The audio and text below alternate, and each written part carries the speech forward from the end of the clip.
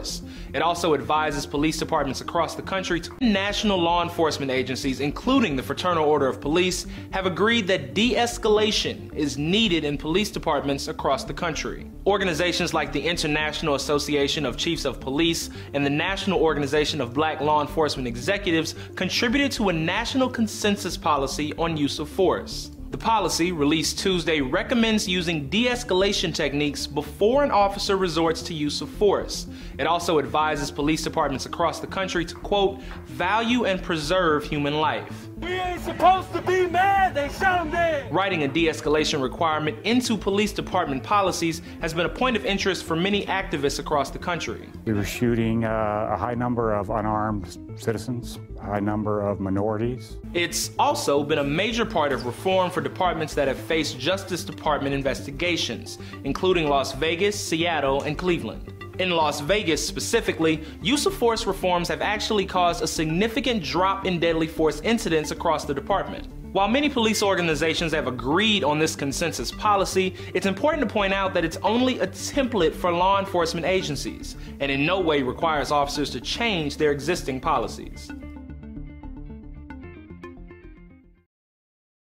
Now, the president said that the confrontation you are about to see was captured by a Salt Lake City police officer's body camera during what was going to be a routine traffic stop back on January 26th. The suspect's face has been obscured due to mental health concerns, but it's still easy to see what happened, and the video offers insight into new techniques officers have been trained on over the past year. He's bailing. Get back in the car! A suspect armed with a knife. I'm not gonna do this! I'm not gonna do it! An officer with a gun. Don't do it, buddy. It's not worth it. A situation on the verge of possibly exploding. It's a freaking ticket! But it doesn't. Get down on the ground!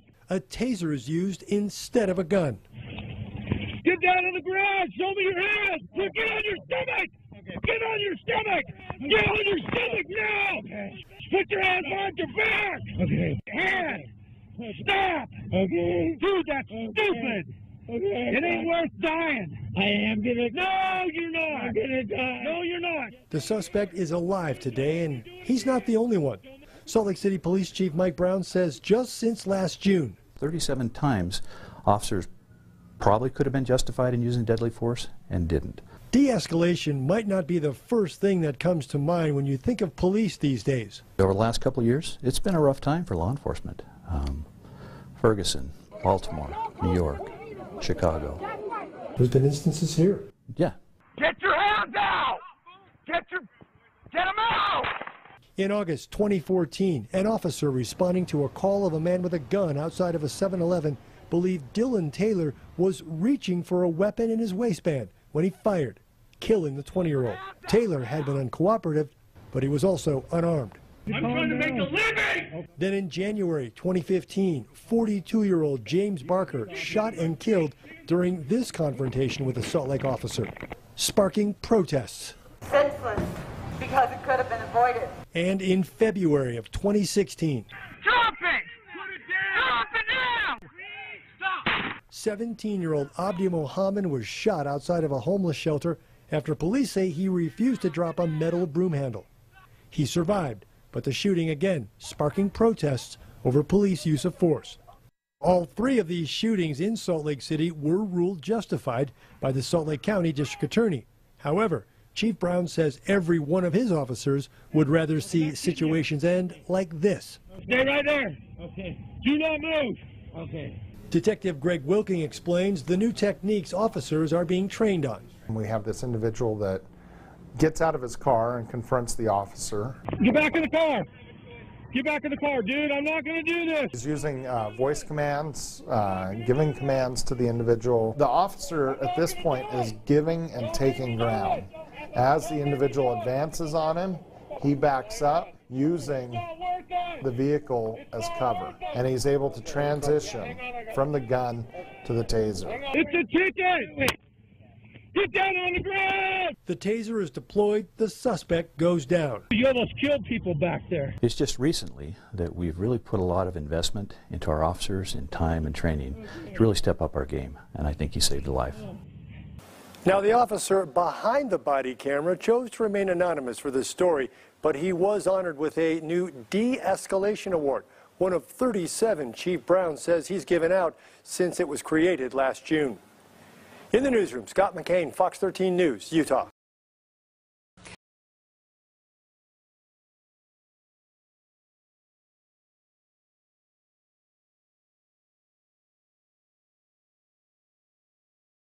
Cops in this city haven't killed anyone since 2015. Here's one reason why. The Salt Lake City Police Department has embraced de-escalation tactics, giving officers the tools to dial down tense encounters. The Salt Lake City Police Department has gone more than a year and a half since its last fatal officer-involved shooting. 20 months without a death. Across the country, police officers have shot and killed at least 367 people so far this year, according to a Washington Post tally. That's a slighter deadlier pace than the previous 2 years, despite the national debate over police reform sparked by the 2014 killing of Michael Brown. But officials in Salt Lake City have done more than talk, according to a heartening report on KSTU this week. In Utah's capital, police have actively embraced a tactic called de-escalation. The officers being trained in de-escalation are encouraged to communicate and empathize with suspects, take stock of the factors contributing to a confrontation, and consider ways to disengage before the situation spirals out of control, leading to the use of force. With this policy in place, there hasn't been a fatal encounter between officer and civilian in Salt Lake City since September 2015. That case involved a home intruder who had just stabbed a woman. The officer's actions were found to be justified. In 37 instances since June 2016, officers have managed to de-escalate situations in which they might otherwise have been justified in using lethal force, Salt Lake City Police Chief Mike Brown told KSTU. To emphasize the importance of this approach, officers in those incidents have been given the department's new de-escalation award. The Salt Lake City Police Department is probably one of the leading agencies in the country as far as how we train and deploy and use these tactics to de-escalate and save lives, Brown said. In one such incident, captured in a body camera video, an officer confronts a knife-wielding suspect following a traffic stop. As the man advances, the officer backs up, using his cruiser as cover, giving ground in police terminology. This gives the cop time to regroup and draw his taser. He then stuns the suspect and disarms him, before pulling out the handcuffs. "I think he saved a life," said Brown. Watch the KSTU report here. To be fair, the greater use of de-escalation tactics is likely not the only reason for the low number of police-involved shootings, Detective Greg Wilking, a public information officer for the police department, told HuffPost.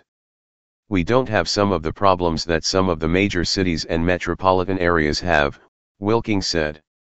"It's a fairly calm place to be a police officer. Plus, the city's population is less than 200,000 and it has experienced fairly low levels of crime compared with other cities of similar size. Of course, no one can promise there'll never be another police-involved killing." Controversial shootings over the past few years swept Salt Lake City Police into the broader debate around reform. In an August 2014 incident that received nationwide coverage, an officer fatally shot Dylan Taylor, an unarmed 20-year-old, just days after the Brown shooting in Ferguson, Missouri. In January 2015, an officer shot and killed James Barker, 42, who was armed with nothing more than a snow shovel, which he'd used to strike the officer. In February 2016, the department again drew citywide criticism and at least one protest that turned violent when an officer shot Abdi Mohammed, then 17, leaving him paralyzed. Mohammed was a suspect in an assault and was reportedly armed with a metal mop handle at the time he was shot. All three incidents of gunfire were ultimately deemed to have been justified, and Wilking suggested that appropriate efforts to de-escalate would not have changed the outcomes in those cases. But with each shooting came renewed calls from activists and community members demanding change. In the wake of the Mohammed shooting, Chief Brown told the city council that his officers were spending nearly a quarter of their training time learning various de-escalation techniques. That remains true today, said Wilking. We've spoken with and listened to members of the community, and we've looked into other types of training that the community has felt would be beneficial, he added. De-escalation is not a new concept in law enforcement, and Salt Lake City officers aren't the only ones trained in its use.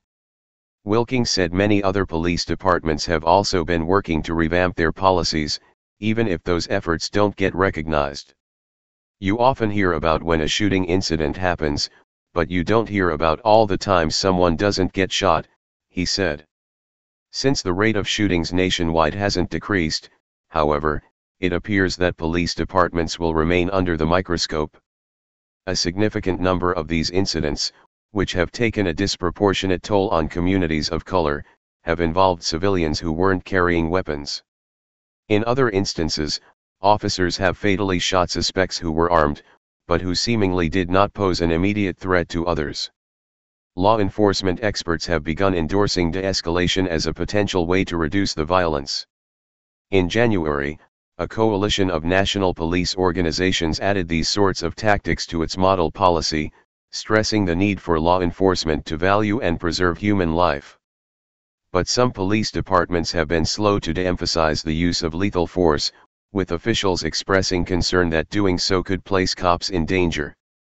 In Chicago, for example, the department recently adopted a new use of force policy that says officers have to try de-escalation only when it is safe and feasible to do so. Although Chicago officers have been receiving mandatory de-escalation training over the past year, the new language softened a previous draft that had called for officers to use the least amount of force necessary. With due respect for the differences between departments, Wilking suggested that some might be able to learn from Salt Lake City's example. Police work is ever evolving, he said. We've gotta continue to learn from our mistakes. If we don't, we're losing the battle. You can't ever say that you've got it right and you're always gonna do it right. You gotta keep looking at yourself in the mirror and say, what can I do better? Do you have information you want to share with HuffPost? Here's how. Hey Charlotte County, this is Charlotte County Cop Watch, and I wanted to explain what fair use is. You can use pieces of news articles if you're doing it for news reporting, you have commentary, and you're doing it for education purposes. So that's what fair use is, as you can see right here. Another reason why I wanted to make this video is to let you know I have just joined with Patreon. A nice thing with Patreon, I make no money on YouTube. They took the money away years ago, and so this is another way to give, and it's a nice thing too because you can give monthly. You can give $1, $5, $10, whatever. I do 4 to 5 hours a day on trying to wake the sheeple up on how corrupt it is and different ways that you can fight the corruption. So Patreon is a way that you can do it, and then of course the old way is still there. Donate to Charlotte County Cop Watch with PayPal or credit card. So keep that in mind. 4 to 5 hours a day. I make no money, but the corruption happened to me and I'm sick of it, so I'm trying to wake people up. But my wife would love it if some, if we could get some help out there. There's 47,000 subscribers. Just think if each one of you subscribers just gave a, let's say, actually, yes, $1 a month. 47,000 subscribers gave $1 a month.